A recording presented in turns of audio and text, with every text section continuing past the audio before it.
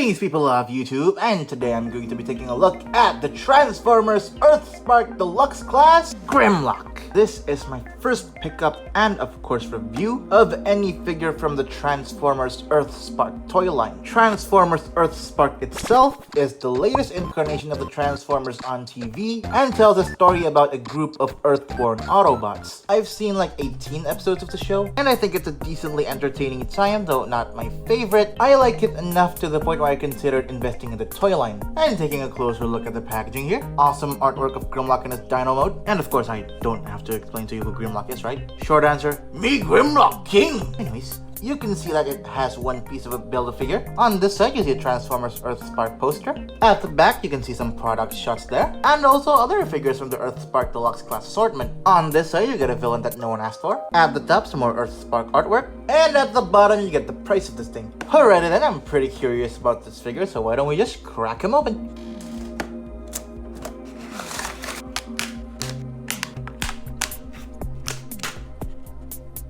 And here's the Transformers Earthspark Deluxe class Grimlock out of his packaging. And boy oh boy, what a roller coaster of a figure this is. At first I was kinda disappointed, then I kinda liked it, then I figured it's not that much. I just kept on flip-flopping between liking and not liking it. So to fully determine on how much I like this figure, why don't we take a closer look at it, starting with his accessory. Only thing Grimlock came with is this blaster, and since episodes past episode 18 haven't aired on Netflix yet, I've yet to see Grimlock's robot mode in action, so I have no idea if this is going to be accurate to the show or not. But regardless, I actually think this is a pretty cool looking blaster. Cast in nice semi-gold plastic and the sculpting is pretty decent. There is a weird red accent piece right here. Again, I have no idea if this is accurate to the model or not. It does come across as a little random, but whatever, it adds some variety. I'll get into Grimlock's hands, and he does look pretty neat holding this, I gotta admit. Can totally imagine Grimlock wielding this in Transformers Earthspark. Slightly unfortunate that to my knowledge this has no weapon storage at all whatsoever, but if I do end up coming up with something, I'll put it on screen right now. And yeah, that'd be it for Grimlock's accessories. It's pretty basic, not gonna lie, but what can I expect from an almost equally as basic figure? But is this figure really that basic? Well, why don't we just take a closer look at this figure's details.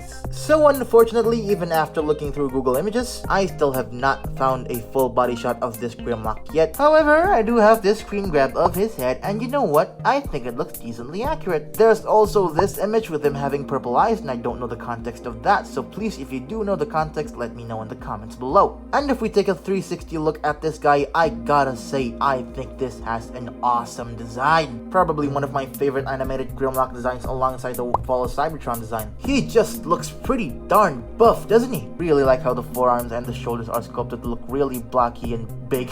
The tiny little thighs do look a bit weird, but I guess it's fine. And the shins to me just look badass, really armored and spiky look, with these intakes also being really nicely painted. As we take a look at the back of the figure, it's nothing unusual from a Grimlock design, so it's not bad at all. Only thing though is that I wish this piece would have tabbed in better. And yeah, not gonna lie, in terms of look all around, this figure looks pretty great. His paint apps are a little lacking, but the sculpting does make up for it. Also, these T-Rex toes here, I don't know how you're supposed to configure them. I've seen them being posed like this for more G1 accuracy, being posed like this for a slightly sleeker look, but my favorite configuration is if you pose it like this. Really makes it look like he's gonna do some damage with those fists. And yeah, not much more to say. Let's talk about articulation. Surprisingly, his head is on a really nice ball joint that can move upwards that far. That's pretty impressive for a ball joint. Of course, you can look down that far, pivot, and he can rotate. Shoulders rotate 360. Hinge joint at his wings, shoulders move out. Little bit of a butterfly joint. Ball joint at his elbow, so he has an elbow swivel and an elbow bend that is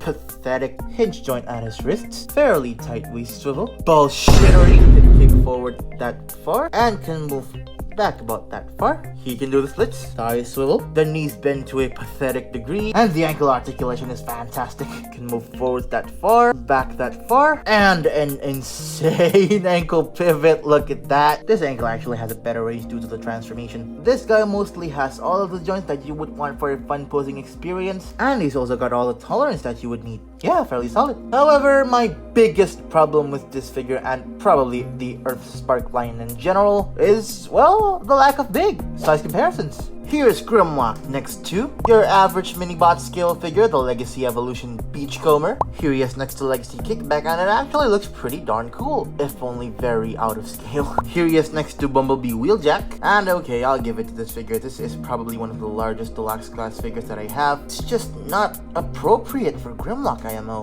Whatever. These two still look cool. Comparing him to a regular 6-inch scale figure, we have the Marvel Legends Mr. Knight. And finally, here he is next to my previous review and another Dinobot, the Leader Class Studio Series 86 Snarl. In no way does this figure live up to the awesomeness that was this figure. Such a shame that Transformers Earthspark never had a proper mainline with a proper scale class. An advantage that the deluxe class price ranges have is that they are pretty darn affordable. But come on, for Grimlock Voyager class at least, please. Okay, maybe not. Alright, that was the robot mode. Pretty decent, wasn't he? Well, when we come to the dinosaur mode...